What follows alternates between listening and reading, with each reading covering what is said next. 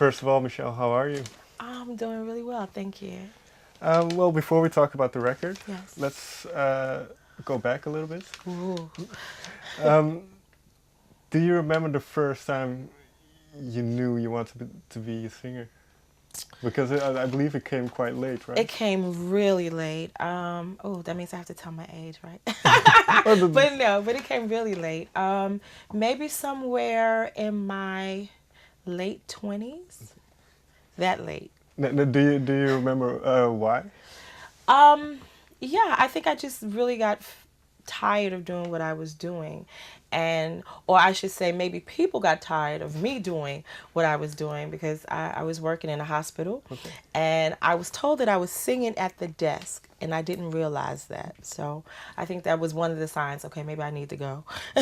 But yeah, it came late. I wanted to be a dancer, that's what my passion was. Singing was something that you do, you Mhm. Wednesdays, Saturdays, Sundays, you sing in the church. But I didn't take it as being, yeah, my profession. Right. No, I'm a dancer. I'm a dancer. But I'm really happy that life took a different turn, and yeah, I'm a singer.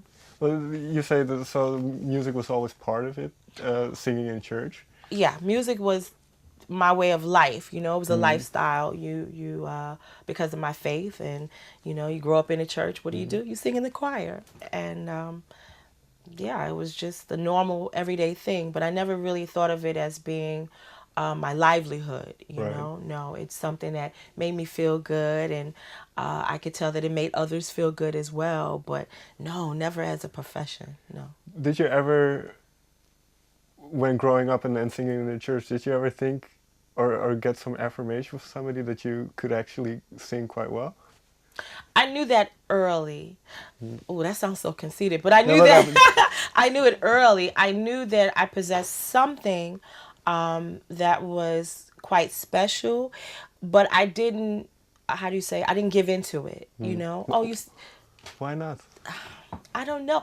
After I became a professional, it took me a long time to say that I was actually a singer. Mm. People would say, "What do you do?" And I'm a roadie. I would tell stories, Right. or they would say, "Well, do you sing well?" Which I think is a crazy question. Like, I'm gonna go, me, yeah, I sing really good, So I'm like, well, Mm. I do okay, I think it was my own way of keeping myself humble and grateful and not to think too highly of yourself. But I knew that I possessed something.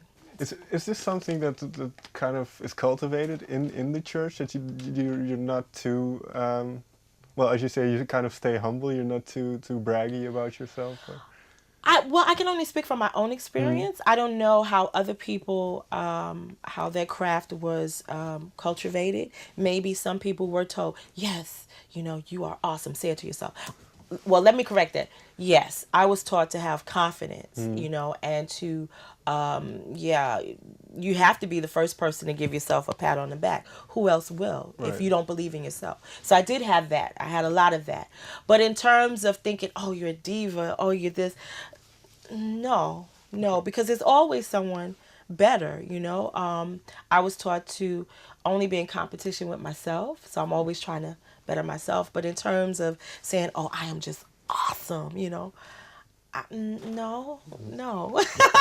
no. And outside of church, what role did music fulfill for you um, in your household? And Well, that was full. That was full because of the fact that I was a dancer. Mhm. So besides 3 days a week having gospel music, my house was filled with the blues, jazz, of course classical because I'm classically trained. Right. So ballet classes with classical music. So that I was surrounded with that from the age of 7. I was really heavy into it. But before that, music was always played in the house, and I was in a building that is now a landmark Okay. in New York, where you had Nat King Cole live there, Noble Sissel lived there, Moms Mabley lived Okay. there. So it was a very theatrical building. I don't know why, but it was.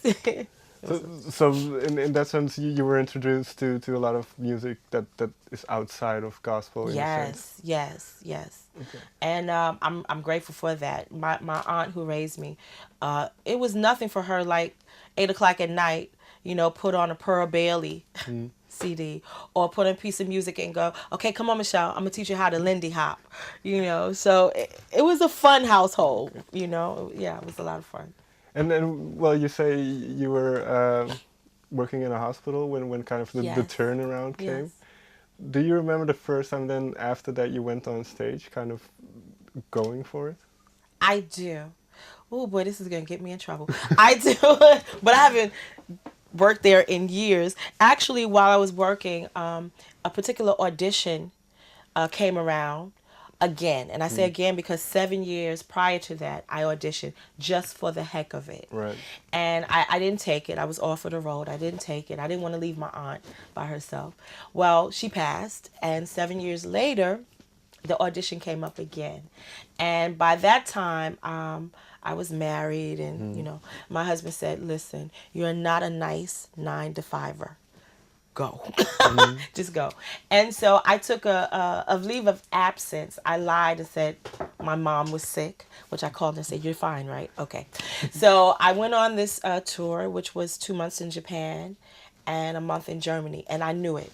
I knew it instantly. The moment I hit the stage, I was like, okay, this is what I should be doing. So when I returned to work, let's say I returned on Monday, I never sat at the desk. I visited everyone. And I returned at 4, and my best friend, who was my supervisor, she said, I see you tomorrow. I said, mm-hmm. Well, Tuesday I called in sick, and Wednesday I resigned, and that was it. So that was back in, I don't know, 1992. That Well, was it. well, so the people around you already, they could see that your heart wasn't in what you were doing. And They could see. I mean, I did the best I could. I'm always, mm. whatever I'm doing, I'm passionate about it. I mean, I wanted to be, while I was in the hospital, operating technician. I love operations and stuff. So I was very dedicated to what I was doing. But after a while, that deep rooted passion that was cultivated had to come out, Mm. somewhere. And yeah, people could see it. And I would do little concerts here and there and invite people, but just for the heck of it, just let me see what I can do. And with the choir, you have choir concerts and things like that. But I knew it the moment yeah, that was the first time that I said, okay, I know what I want to do. Did it feel as taking a risk in a way? Yeah, it did. I had a talk with God, and I said, I'm not the starving artist type, and I love shoes. So you will help me. You will help me, how do you say it, maintain myself. Right. And yeah, I have to say, at that moment that I quit, I did not have anything. But maybe a week or two later, I started traveling, and I haven't looked back since.